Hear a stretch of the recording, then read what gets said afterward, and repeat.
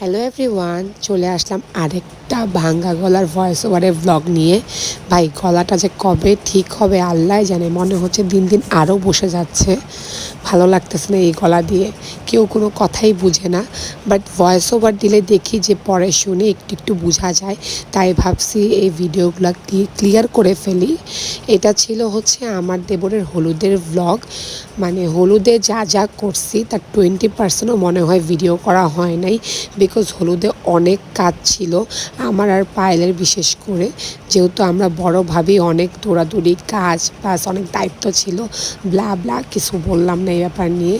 তো যতটুকু আসলে ক্লিপ নিতে পারছি, যতটুকু তোমাদের দেখাইতে পারছি, ওই যে দেখো পুত করে আমার মেয়ে বের হয়ে গেছে। ও ড্রেসটা আমি আর পায়েল অনেক শখ করে ডিজাইন করে বানাইছি। ড্রেসের কাপড়টা সিলেক্ট করছিল পায়েল অ্যান্ড ড্রেসের ডিজাইন আমি সিলেক্ট করছিলাম। অ্যান্ড ওভারঅল আউটলুকটা খুবই সুন্দর আসছে। আর এখন হচ্ছে আমরা মাহিরকে নিয়ে এন্ট্রি করতেছি।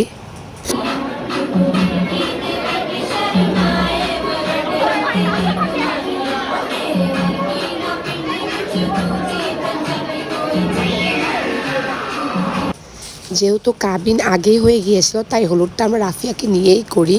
আর এদিকে হচ্ছে আমরা একটু সময় পাইছিলাম ফুচকা খাওয়ার।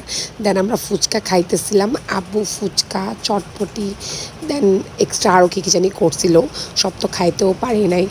ফুচকাটা খাইছি এটার কারণও আছে, বিকজ ফুচকাটা আমার জামাই বানাইতেছিল। দেখো শল টল খুলে তারা হচ্ছে ফুচকা বানানোর জন্য হচ্ছে রেডি হয়ে গেছে, বিকজ অনেক মানুষ ছিল অ্যান্ড যাদের আনছিল তারা হচ্ছে কুলাইতে পারতেছিল না। দেন ওকে ডাক দিয়ে বলছি যে আসো একটু পিকচার তুলে নেই, বিকজ পরে আর তো সময় পাবো না একদমই পিকচার তোলার। তো ওই সময় হচ্ছে আমার বেস্ট ফ্রেন্ডকে দিয়ে কিছু ক্লিপ নেওয়াই নিছি। আমার বেস্ট ফ্রেন্ডকেও হচ্ছে দাওয়াত দিছিলাম, ও গেছিলো। এদিকে দেখো আমার মেয়ে আর হচ্ছে ছেলে একই রকম পাপার মতো ড্রেস পরছে।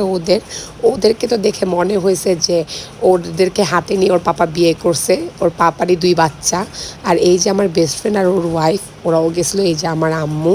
আর আমার মেয়ে তো ওর পাপা ছাড়া কিছু বুঝেই নেই পুরো বিয়েতে। আর এই যে ম্যাডামের দৌড়াদৌড়ি, কই থেকে কই যাবে কি করবে বলা যায় না। আর এই যে ছেলে, ও হচ্ছে ওখানে বসে খেলা শুরু করে দিছে। আর এই যে আমরা সব ভাবিরা হচ্ছে ভিডিও করতেছিলাম আর হচ্ছে ফটো তুলতেছিলাম। আর দেন আমি মাহিরা রাফিকে একটু কেক খাওয়াই দিয়েছি, এই চান্সে আমিও খাইয়ে ফেলছি। ভাই, আমার খাওয়াটাকে সবাই ইগনোর করো, আমি খুব ভয়ঙ্করভাবে খাই। দেন হচ্ছে আমরা সব ভাবি ননদরা একসাথে হচ্ছে ছবি তুললাম। এর মাঝে অনেক নাচানাচি করছিলাম, ওগুলার ক্লিপ নেওয়া হয় নাই। দেন হচ্ছে আমরা সব কাজিনরা খাইতে বসছি।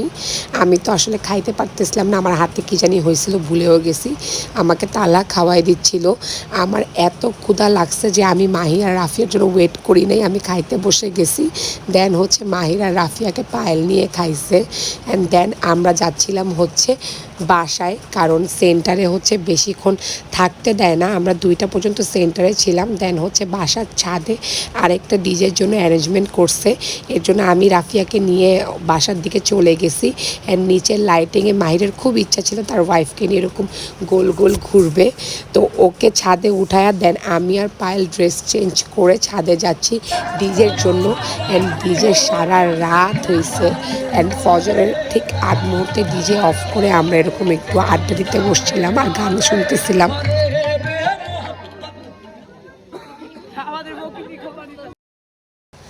আজকে এই পর্যন্তই, দেখা হবে নেক্সট ব্লগে। টিল দেন আল্লাহ হাফেজ।